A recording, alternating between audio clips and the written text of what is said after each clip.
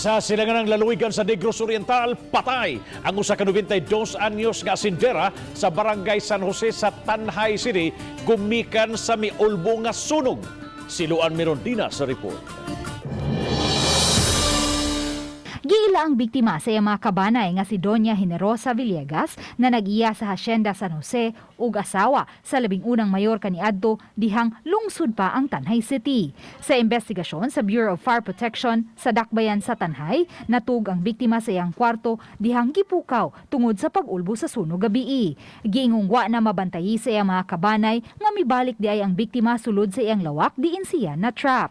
Wala man ipadaplin sa fire investigator nga arson ang posibleng hinungdan, gitutukan usab nila ang anggulo nga migamit og katol samtang natug o baka pag-overheat sa electric fan sa kwarto sa biktima. Gibanabana nga moabot sa 150,000 pesos ang danyo sa sunog.